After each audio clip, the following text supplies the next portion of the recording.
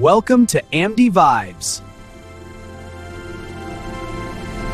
Imagine this, a perfect day on the vast, blue Atlantic Ocean. The sun is shining, the sea is calm, and a beautiful ship is sailing gracefully toward the horizon. But as another vessel approaches, a chilling silence hangs in the air. There's no one at the helm, no one on the deck.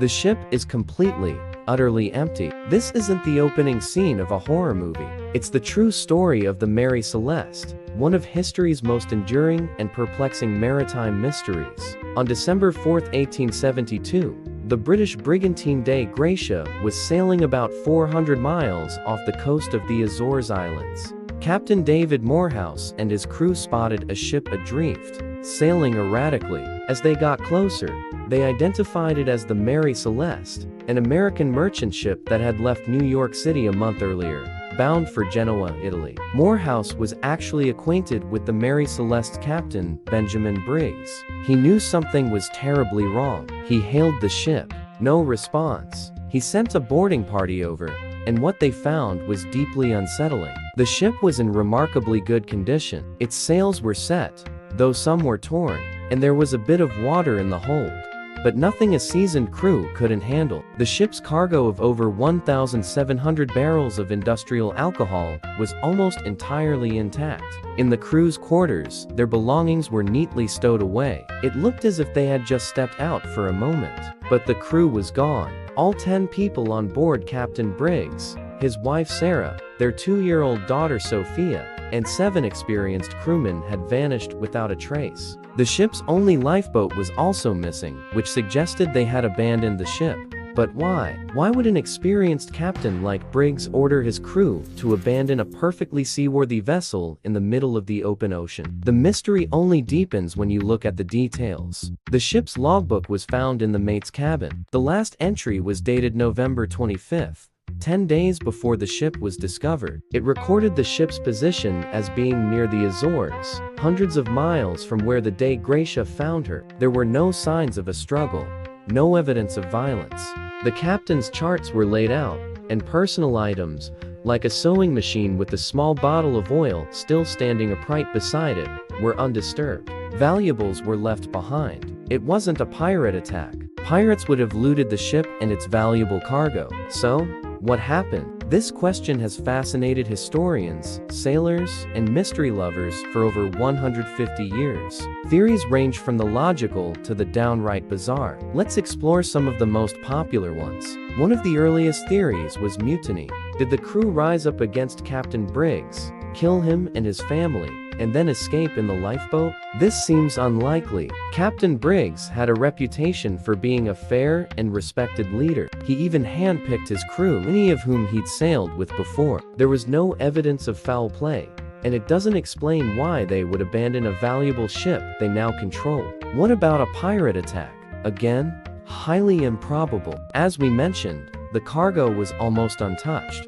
Pirates of that era were after profit, and they would have taken the barrels of alcohol, the crew's possessions, and anything of value. The scene on the Mary Celeste simply doesn't fit the profile of a pirate raid. Perhaps a natural disaster was to blame. A sudden, violent storm, known as a squall, could have hit the ship.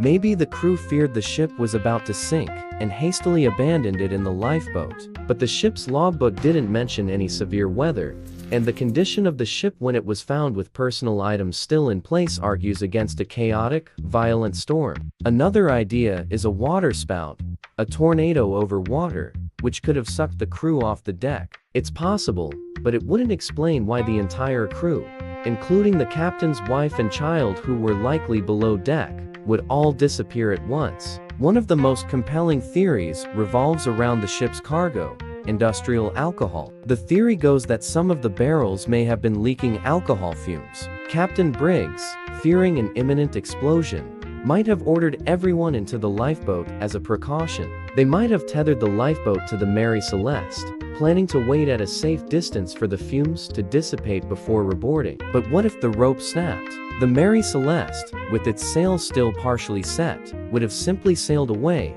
leaving them stranded in the vast ocean in a small, open boat. This leaking alcohol theory gained a lot of traction, especially after a modern experiment was conducted. Researchers recreated the conditions in the ship's hold and showed that a pressure wave explosion from ignited alcohol vapor was possible. It would have created a dramatic whoosh and blown off the hatch covers, but it wouldn't have been powerful enough to scorch the wood or leave signs of a fire. Such an event would have been terrifying enough to make an experienced captain order an immediate evacuation, believing a much larger explosion was about to happen. This could explain the missing lifeboat and the panicked, but orderly, departure. Then there are the more fantastical explanations. Some have suggested an attack by a giant squid or a sea monster that snatched the crew right off the deck.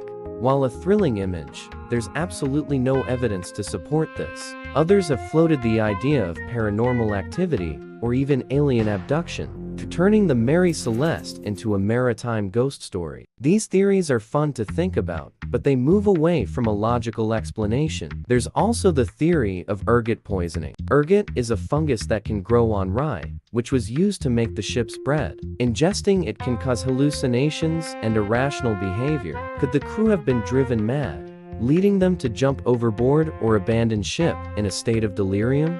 It's a possibility, but it's hard to prove. It also doesn't fully explain the missing lifeboat. Another interesting, though less dramatic, possibility involves the ship's chronometer, a vital tool for navigation. If the chronometer was faulty, Captain Briggs might have believed he was much closer to land than he actually was. Combined with a malfunctioning pump and the fear of the alcohol cargo, he might have made a fatal miscalculation, thinking land was a short row away when it was actually hundreds of miles. The fate of the crew of the Dei Gratia, the ones who found the Mary Celeste, also adds a strange twist to the story. They sailed the ghost ship to Gibraltar, where a maritime court held an inquiry. Instead of being hailed as heroes, Captain Morehouse and his crew were viewed with suspicion. The court's attorney general accused them of foul play, suggesting they had murdered the Mary Celeste's crew to claim the salvage reward.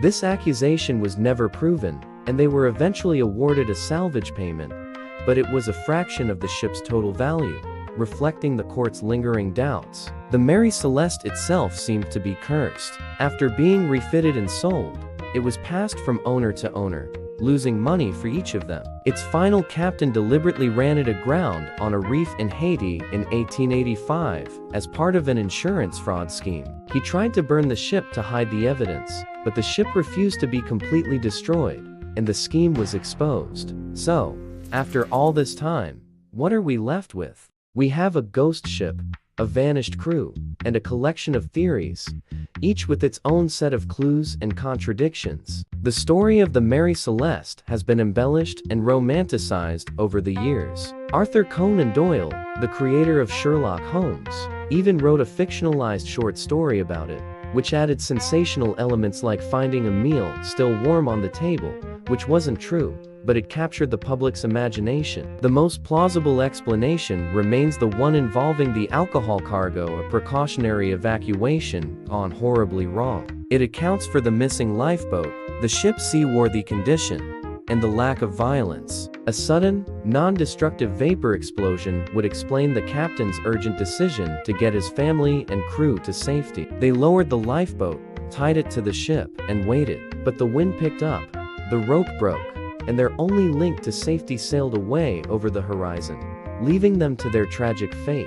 But it's just a theory. We will likely never know for certain what happened to Captain Briggs, his family, and his crew. The ocean keeps its secrets well, and that's why the story of the Mary Celeste continues to haunt us. It's a chilling reminder of the power and mystery of the sea, a perfect and solved puzzle that leaves us to wonder and to imagine what those last terrifying moments were like for the 10 souls who simply vanished from the face of the earth. What do you think happened? Let me know your favorite theory in the comments below. The truth is out there, somewhere in the deep blue. Thanks for watching, and if you enjoyed this journey into one of history's greatest mysteries, don't forget to like, subscribe, and hit that notification bell for more stories like this. See you next time.